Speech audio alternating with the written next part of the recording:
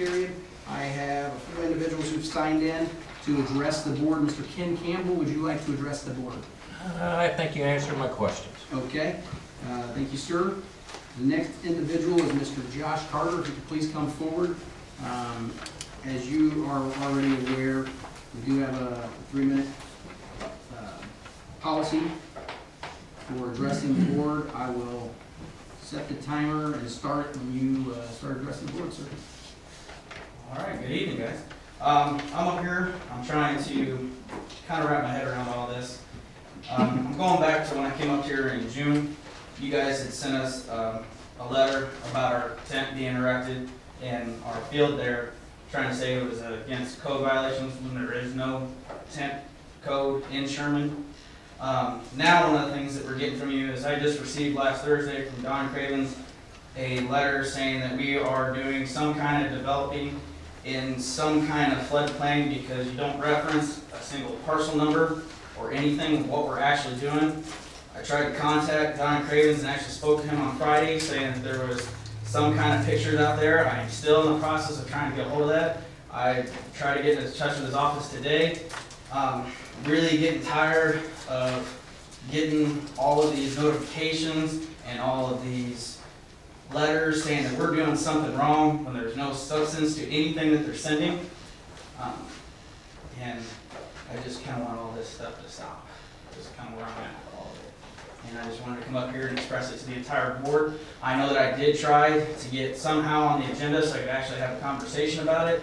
I know I talked to Mr. Stratton about it, and I did send another email out hoping to get a response with some kind of the bylaws or anything that says that I can't or where I can find that. Still waiting on that email. Again, like I said, we're not doing anything that we haven't done down there for 30 years. And I'm getting sick and tired of the harassment. So that's all I have. Well, hang on, sit tight if you can. No, why? In the code, an accessory building structure would be referenced. So if you look at the code, you would look at accessory building structures. When a tent is erected and there are public notices put up regarding the use of that tent to be for a business commercial use, you would need to get permits because you are doing a commercial activity that is catering to the general public. So it would be an accessory building structure in addition to going through the planning committee, which we discussed last year. I have looked underneath those, and in your definition on your ordinances under temporary structure, the word tent is not even underneath there. Accessory building structure. Plus you are it's still not required of the same building. You're creating a commercial activity that we've had there for 30 years. If you're expanding that commercial activity into a new realm of new activity, then that would be another issue. It's not. It's the same thing because we have had tents down there prior years. We have done the same things, the same hay rides for 30 years. Hopefully this year is our 35th year of our haunted hay rides. That does not start with all of the same things.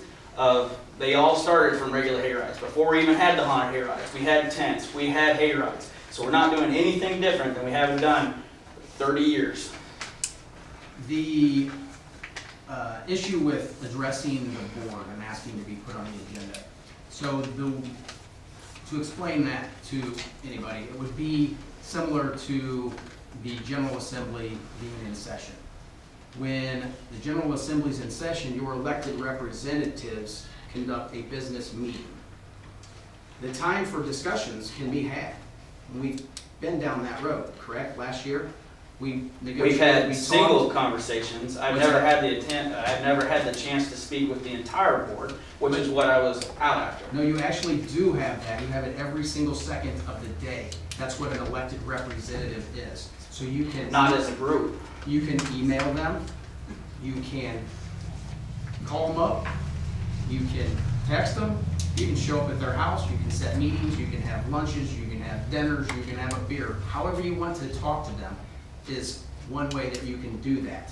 But not at a meeting. What's that? But not at a meeting. That's right, because we're conducting the people's business right now. It's not for specific issues like this, where there is codes that are being violated that need to be addressed. And that's what's happening in all of this, is that we have various different codes that are being violated that are being addressed. So the village board has to take up those issues. Similar to the conversation that we had last year, correct? We sat down on May 5th, right? And this issue, hold on, this issue is getting conflated that it goes to your cattle pasture, the 43 acres.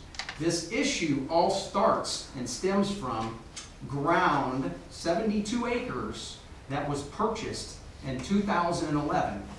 2011, Mr. Ed Carter purchased right at 72 acres, 4 different parcels from Mrs. Carol Bergiski. It's the last development of Steeplechase. It's all zoned residential, R1.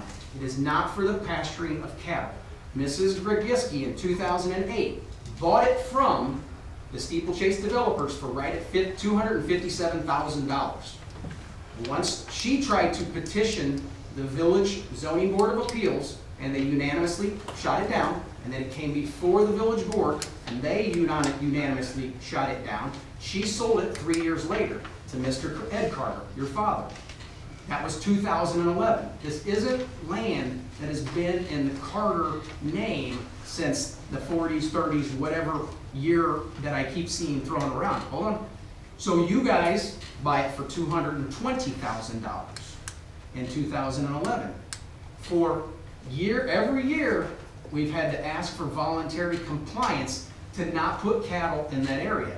Cattle have been in that area year after year. We've always had an excuse that's been afforded to us saying that either a tree knocked down the fence or a deer knocked it down, or we didn't know how they were getting there. We've asked for voluntary compliance for years and years and years. And much like we did last year, on March 20th, we received a complaint. This all stems from complaints. We received a complaint that there were cattle in an area of the remaining Steeplechase development that individuals that live in Steeplechase could see, hear these cattle.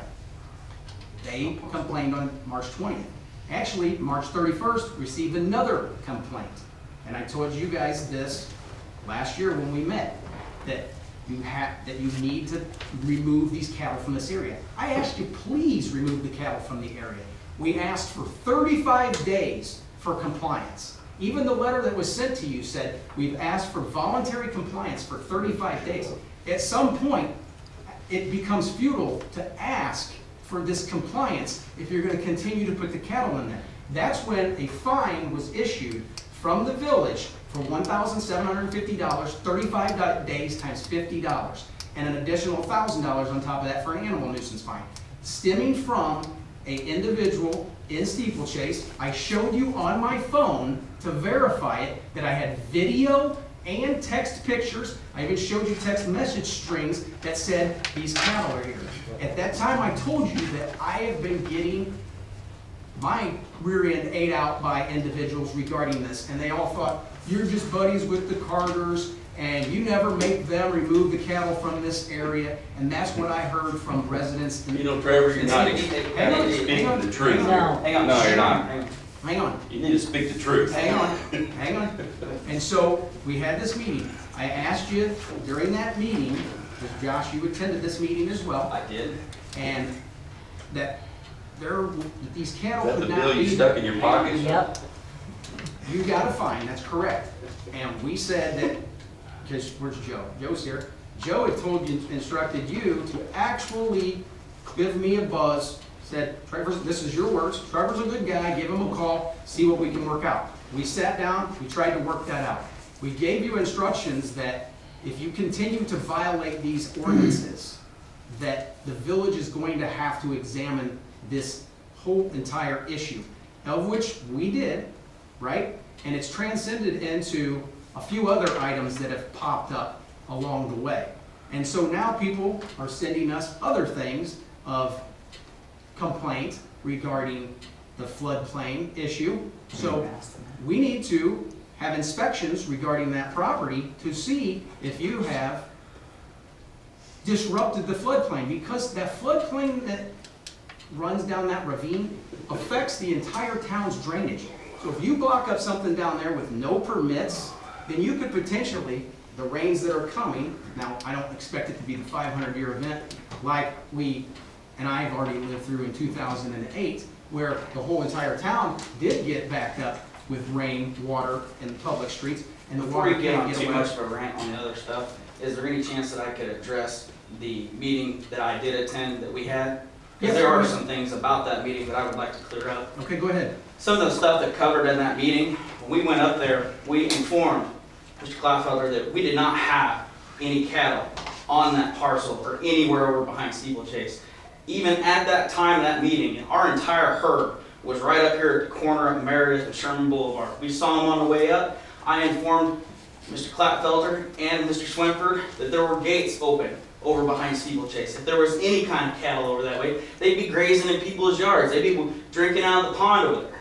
So we have complied in every way. We do not run cattle on there. We have a lot of property over it. The only thing we ever petitioned to try to run cattle over behind Steeplechase was a 12.2 acre parcel over there that is at least 500 yards from any property line. So when they want to say that we're running them in their backyards, or as Mr. Klaffelter likes to say, it is completely false. When we were at that meeting, we had completely complied. Also, the videos and photos that he had showed us were from 2 separate events that each time something had fallen on the fence, and we had gone over there and got the cattle back and never had them over there. So as he keeps saying all of this stuff, I just want to keep reinserting what we had at that meeting was agreement. We did not do anything of having more cattle over there. And as far as this down in the floodplain, we are not doing any developing. We are not blocking any flow of water or anything down there. So that's all I have to say on that. So the video and the pictures that I have on my phone. We're from events where a tree had fallen on the fence and the cattle had gotten out. Okay, which is what I said. So here's how it works. When we as elected representatives have complaints that come forward to us, we act on those, right? Which is what I did that day. Why haven't you acted on the Ma'am? complaints in my neighborhood? Ma'am, we'll get to that next. When we have complaints, we act on those, and which is what we talked about that day, correct? Yes, So you just said that you had cattle in that area, right? 2 separate occasions, yes. It's been more than that, but anyway, we're not gonna, I see trustees, we're not gonna go down that path too much longer. The bottom line is that cattle were on and have been in for years on property that was purchased in 2011. 2011, I'm gonna say it one more time, 2011. This is not family-owned property from the 40s or the 30s. You purchased it, you knew that it was zoned R1 because you attended Mr. Carter did, attended Carol Bergiski's zoning hearing. She didn't buy it conditional to it being rezoned either. So she sold it to you. You've petitioned on multiple occasions to change that property from R1 to an agricultural use. That's not right. Hang It on. is actually, yes. Zoning variance. No, actually, all we asked for was a permission of use. We did not ask to change the zoning. All we asked was to use. And I have signed documents from Hang on. Jim Williamson and Carol Berginsky. We've been pasturing cattle on that 12-acre hill since 1970, when Sam Howard owned that ground, before it was ever Steeplechase. And I've got signed documents to prove it. Yes, we may have only owned it. You just said you've been pasturing cattle in that area Since 1970. since 1970. But we You took them didn't- off and when you they didn't own started it? developing No, we did not own it. We have signed documents That- from each one of the owners. from each one of the owners. That you were pasturing cattle on their ground. On their ground, yes. Before it was Okay, ever and then- R1, when it was agriculture. Before it was R1, Before it was R1. so you agree that it was that it's R1. Yes. Before it was R1. We It's are R1 R1 now. Floodplains, which It's I don't know if R1 it's now, right? legal to even have it as R1. You It's can't R1. build in floodplains. It's, right, it's R1, so we agree on that. Yes, but we have also been pasturing cattle there that would be far grandfathered in from the time before it was, when it was agriculture. And you stopped that use, correct? Yes, when we started, How long when we did you- went after the recommendation of our village president to try to do a variance. How long did you stop that use? Once we started having problems with the village administration. Well, When we started getting complaints and they asked for compliance, we complied. You have issues with residents. Jimmy Williamson always wanted me to pasture cattle over there when they started stage 1 steeplechase and stage 2. Has anybody from this board ever got together with Mr. Carter and said, hey, let's go look at this piece of property? Let's, Yeah, they have. Well, hey, why that's- don't we look at it? How about building permits? For what? For what? For what For what building? buildings? Is there a riding stable that's used for commercial use for the Central Illinois Saddle Club? Nope, nope. No. No? No. Okay, I can't find that on the internet. No, there's Does that- no riding Does that stable. structure have a building permit? There is no riding stable. There's no riding. There is no riding stable. There's no riding arena. There's no riding. There's a stable. riding arena, yes. There's a arena out there that's got poles around it. Okay. There's a temporary. Do you rent properties to individuals on that ground? I beg your pardon, what does this have to do with this meeting? That's my question. Want to have a You're conversation? going way over into left field. No. Yes, actually, you you're not. are. Yes, you are. Do you You're being rent- derogatory towards us and you're trying to get it on camera. This is No, I'm harassment. not. I'm asking a question. What was your question? Do you rent to individuals on that property? We have mobile homes, yes. You do have mobile homes. With permits for all those mobile homes. You do have permits. Yes. Do they have property tax parcel IDs? Yes. They've all been grandfathered. They've all been We're grandfathered. grandfathered in for 5. We've been grandfathered in since 1948. Okay. Well, how do they have water? Yes. Do they have water taps? No, we have our own well. They're off of wells? What about sanitary? We have our own lateral system. You have a lateral They system, have septic system. They have their own set. You know, where we're going with this. Exactly. I don't come to your house. Should I come inspect your house? I bet I can find some problems with your I'm just home. asking a few questions. No, you're being derogatory Well, towards this this is not the family. right time. Yes, you are. This is absolutely not the right time. No, Thank you. this is something we need to take to court, I guess. Okay. Yeah, okay. All right, let's move on. Well, it's already there. The next individual who Defamation. has signed in to speak there is nobody, so that would conclude the public comment period and bring us to the executive session. So is there a motion to go into executive session for the purposes of 5 ILCS 120/2 C5 and 11 of the Open Meetings Act? A motion to that effect. Trustee Rockford makes a motion. Is there a second? Seconded by Trustee Gray. All in favor signify by saying aye. Actually, let's take it up a voice vote. Trustee Gray? Yes. Trustee Hawk? Yes. Trustee Long? Yes. Trustee Rockford? Yes. Trustee Schultz? Yes. And Trustee Coe? 6 members voting yes, none voting no. The board will resolve itself into executive session. I have to ask everybody to clear the chamber.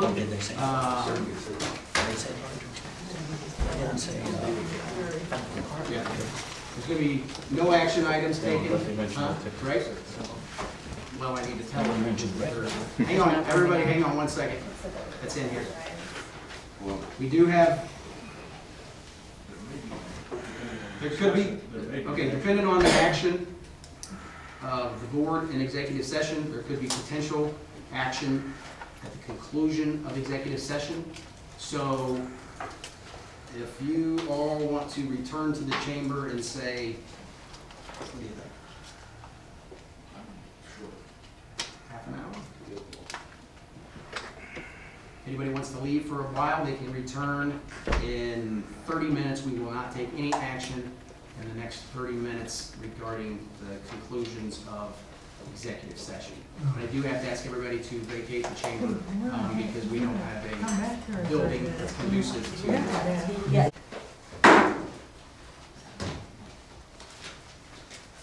Okay, the hour of 7:30 having arrived, in which we stipulated that we would return from executive session. We have closed the executive session. We are back in the regular session. So a quick motion to get us back into regular session just for technical purposes. Trustee Schultz makes a motion, seconded by Trustee Gray. All in favor signify by saying aye. Aye. Those opposed, the ayes have it. We're back into regular session. For the record, it is Tuesday, September 4th, 2018. We're at the Village Hall office, 401 St. John's Drive, in Sherman, Illinois.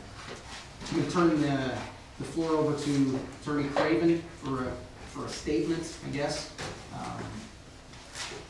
There has been discussion among the board about the possibility of legal action to enforce what we see to be violations of the zoning code, and having talked generally about that matter in closed session, and having heard the invitation, I thought, to come inspect the Carter property to see what's back there, what's not back there, what's happening, what's not happening. I believe we would entertain a written offer from the Carter family to come back and inspect the property that we can't otherwise see from roadways. So You're asking. we're asking permission to come back and Were you inspect. asking permission or written permission? Written permission? Asking for written permission. Well, at this time, we're gonna refrain from, since this is actually coming from legal counsel, we would like to have representation. As far as seeing the way things go from this meeting, we wanna make sure that we have all our ducks in a row and aren't doing something that not recommended. Why don't you discuss, my recollection is right now you don't have counsel.